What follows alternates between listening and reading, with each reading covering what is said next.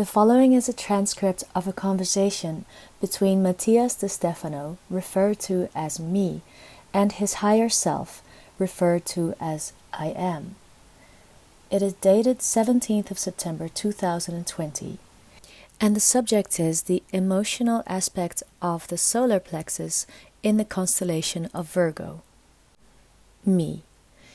If emotions are internal, vibrational, electrical, and chemical reactions as a consequence of external causes and pulses, and feelings are reactions as a consequence of internal causes and pulses in relation to the external, and both are evolutionary developments for survival in the environment.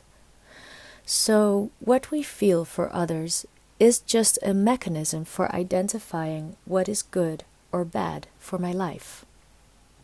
I am. I'm afraid to say that it is. Feelings and emotions are an evolution of the nervous system. When you touch something soft with your hands, or smell something delicious, or see warm colors, all this reminds you of the safety of the womb. Your nerves send a signal to the brain saying, "This did me good because it created me and caused me to be born, so therefore it is good." And when you feel strong or rotten odors, or your touch feels hot and burns, or your eyes see bright colors that make you uncomfortable, the brain receives a nervous signal saying that this produces insecurity and can hurt us. Nature has developed in these parameters so that your entire nervous system can identify what can kill us or give us security. With the millions of years of evolution, especially among mammals, that nervous pulse has developed as a reactionary movement to said stimuli, which is called emotion. And in certain mammals, such as cetaceans, pachyderms, and hominids, sentiment was developed. The ability not only to store emotional data in the form of constant sensation, but also turned it into an interaction mechanism that generates links between pack individuals. This was useful to build trust between the parties and in this way better survive through teamwork. Me. Wow, it's very sketchy. What we usually romanticize translates into mere nervous impulses in evolutionary development to allow the transcendence of our species. I am. These links generated unity, the feeling of a group, security in the crowd, survival in a herd, and they called it family. The family became a culture, the culture became a people, and the people became a civilization. The larger the group, the greater the probability of transcending time and space. The greater ties we generate, the more security. You catch more fish in the sea with a good net with many loops than with a rope and a single hook. Me. Makes sense. But why then is talking about emotional bonds now a difficult topic? That is, why do we seek to free ourselves from ties? I am. Do you know the origin of the word family? Me. I do not. I am. Family comes from the Latin famulus, which means servant or slave. Me. What? I am. From the word famus, that is, to be hungry.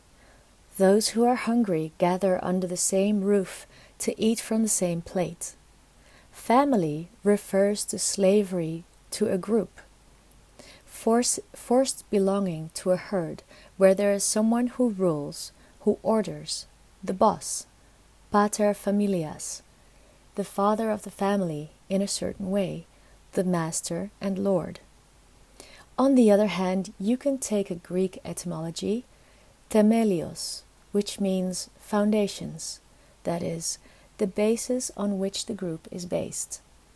But the key here lies in the fact that the groups unite out of a need to survive, and this is why they all have conflicts with the family, since all of them feel somehow trapped, like fish in the nets of ties created by millions of years Accepting to be part of a family is to take charge of its mandates as your own, those that are inherited by blood as well as those that are conceptual, ideological, and emotional. When you join a person's bonds, you are creating your own net to catch more fish. Fishermen of men, sang the first Christians and disciples, those who went from weaving nets to fish in Galilee, weaving nets of words to catch people. To create a network, you have to tie the knots of the ropes, and something that is said, ligar. If the network that unites people has been broken, the concept is reconnect, which in Latin is said religare, origin of the word religion. Me. Wait, this is going off the rails. What you're trying to tell me is that each family, in its effort to stay together, is generating a religion of slavery? I am. Exactly that. Me. Oof. But then, what do we do when we talk about healing ties?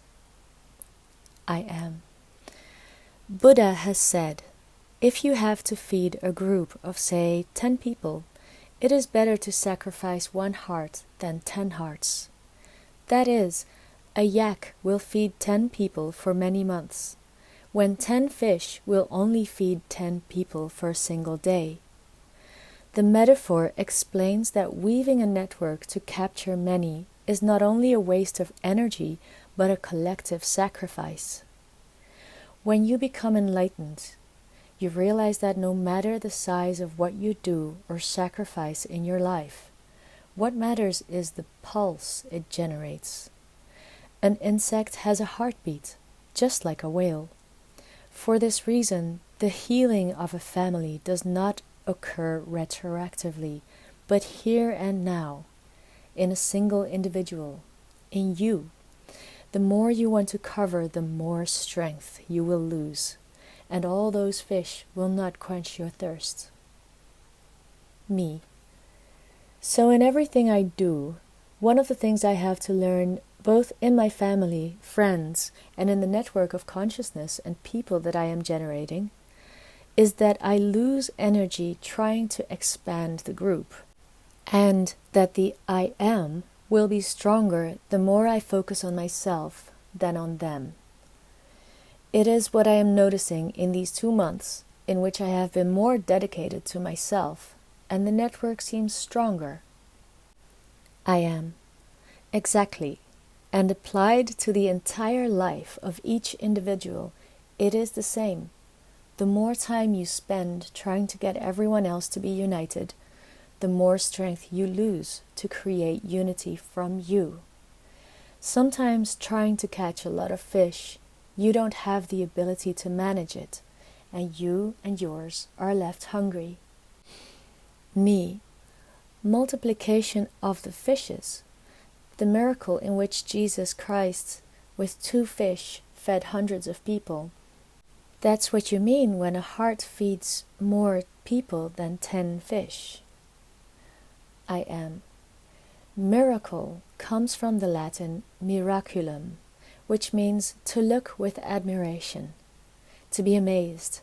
And what he did was amazing, an ancient technique that allows each individual to generate their own internal food instead of giving or receiving external food.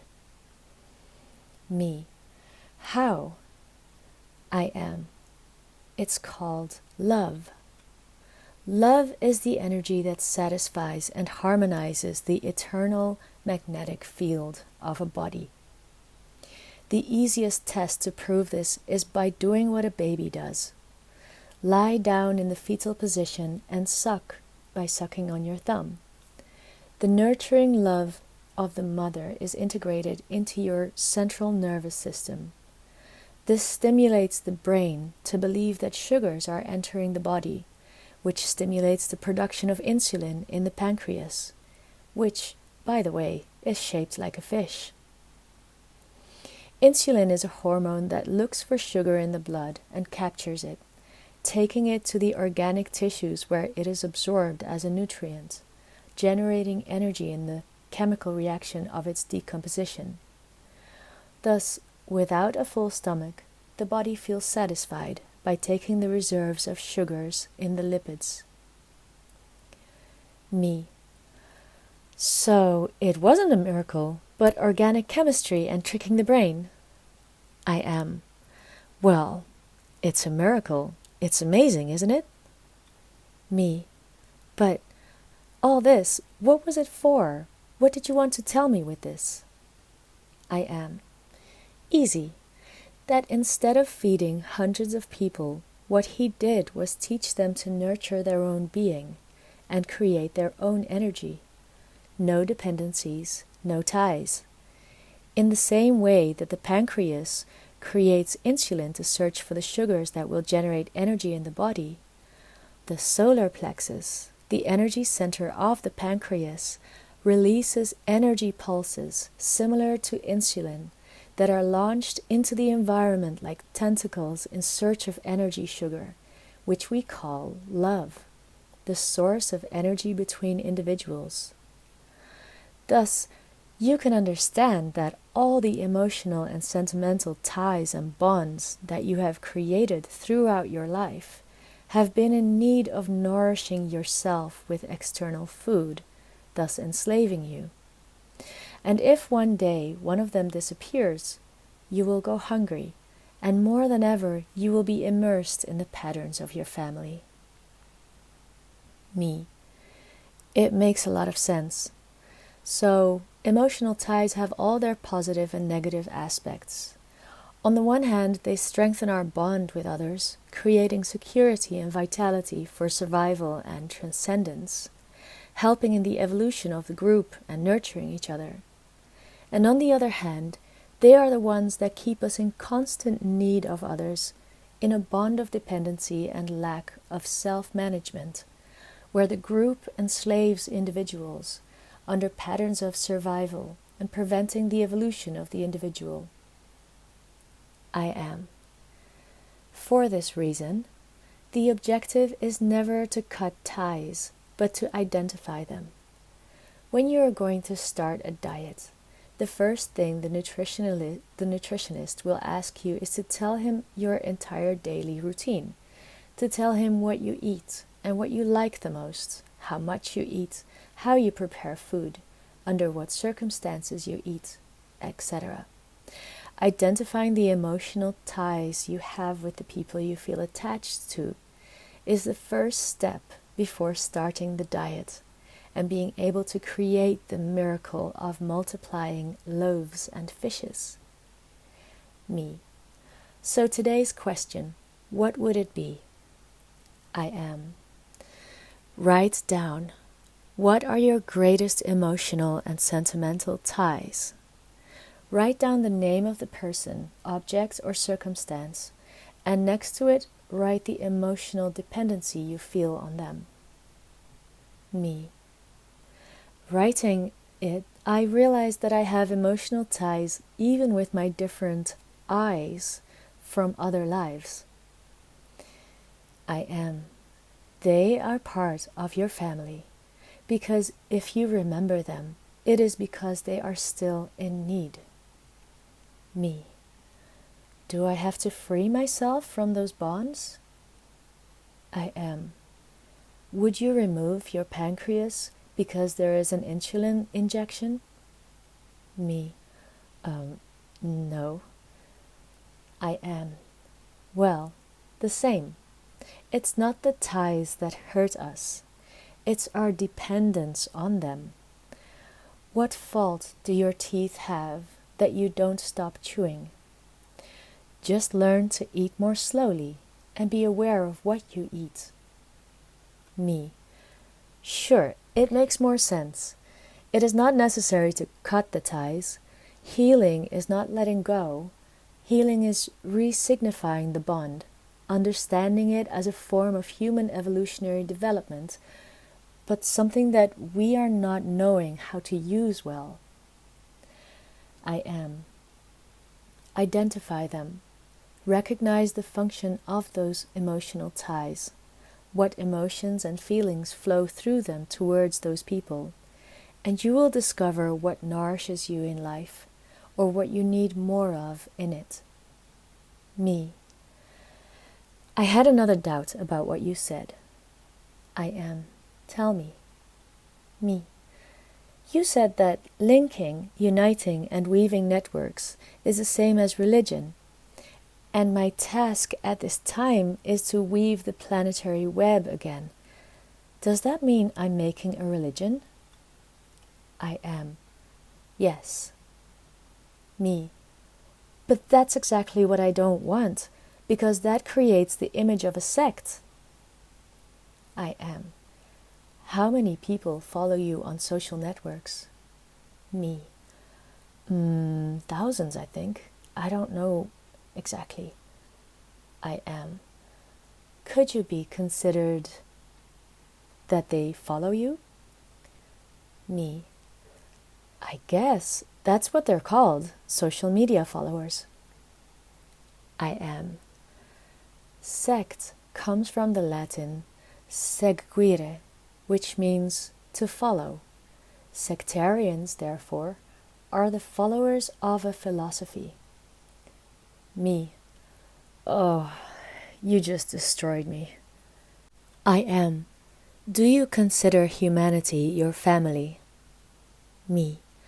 I do. I am.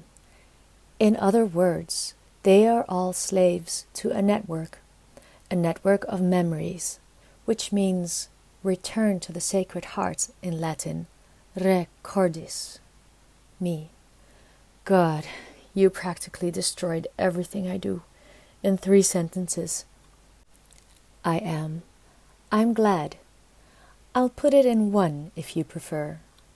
Family, religious, sect, returning to the Sacred Heart. Me. Why are you doing this to me? I don't understand.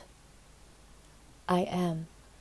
So that you understand why for many what you do is murky, dark, and is linked to ancient religious beliefs, and above all, so that you recognize that all your life you have sought to escape from what you built.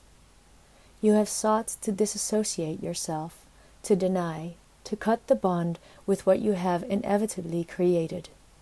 For 900 years, when, as Sigurd, you denied religion, frustrated with Christ, and promised yourself not to do the same, instead of understanding why you were doing it, you have tirelessly fled from religions, from messiahs, from sects. Like those who deny a part of their family, who cut ties with a partner, who fight with their parents, and then end up being like them, making the same mistakes. You have an undoubted conflict with the tie that you wanted to cut 900 years ago. And for your misfortune, the cosmos is an organic entity that rebuilds broken tissues, cell regeneration. Me. I didn't expect everything you were telling me at all. I am.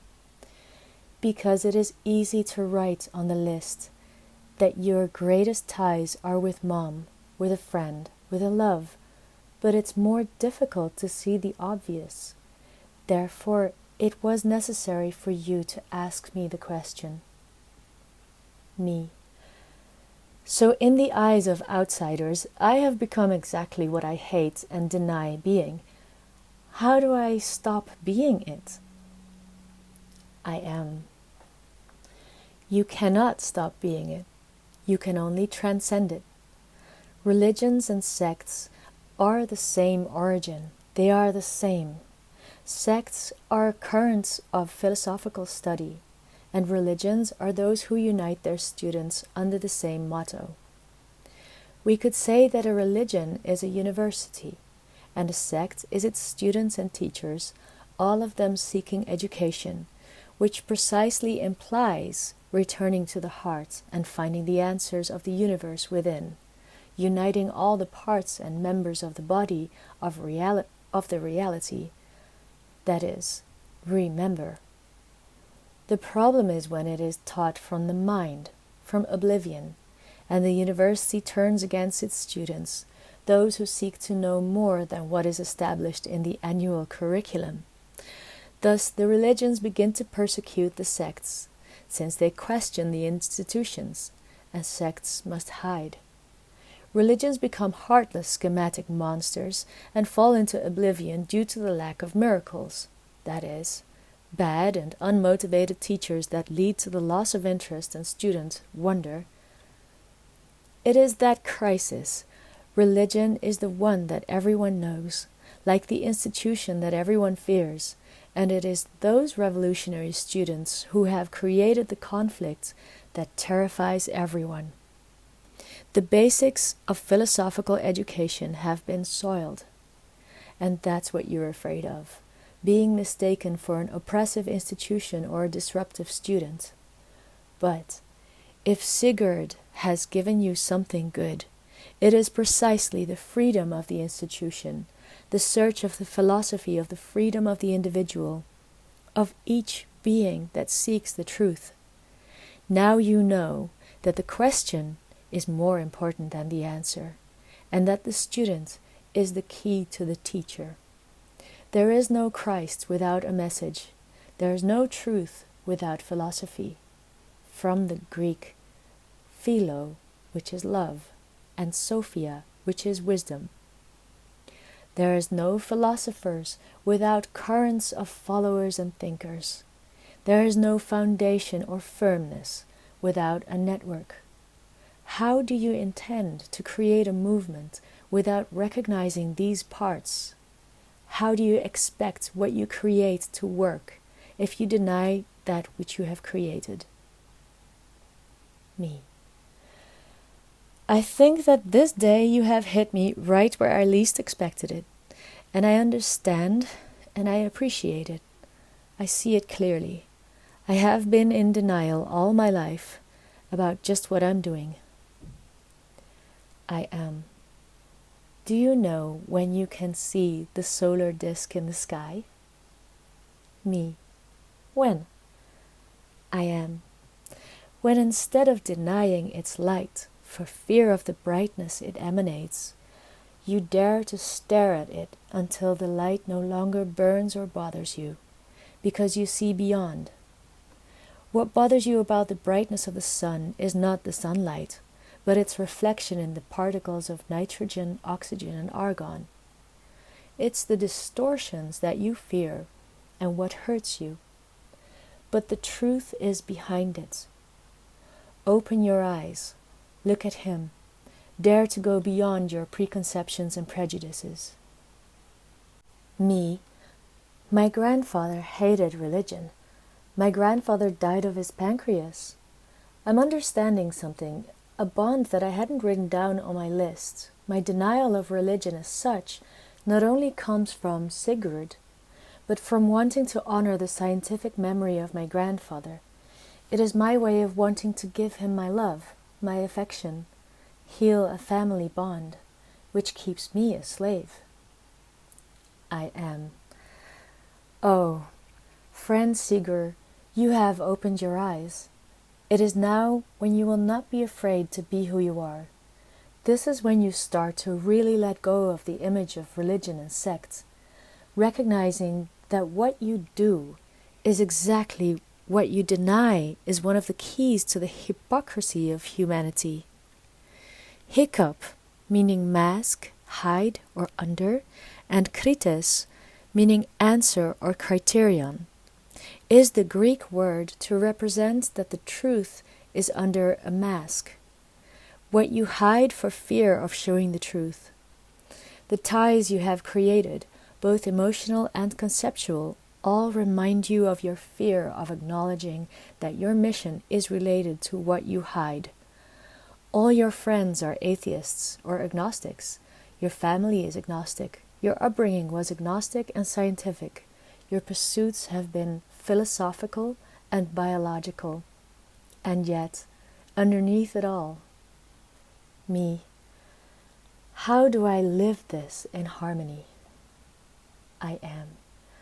recognizing that both are your greatest ties. Science and religion are mom and dad to you. United, they can generate something new and transcendental. In me, in the I am, the polarities become power of unity. There is no white or black in me.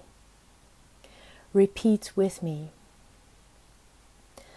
I am. This is my new cross, the one that unites the times and the spaces in an infinite circle of waves of vibration and eternal energy, reconnecting the networks of the world in the center of the heart. Education is my creative word. I am destiny and lighthouse of the world. I am the wayfarer who comes from the north to south, from east to west, carrying love and consciousness, because I am, and I bring you within me. In my death, the Christ is reborn. My message is unity. I am a gray man-woman. My faith is wisdom, and my hope is responsibility.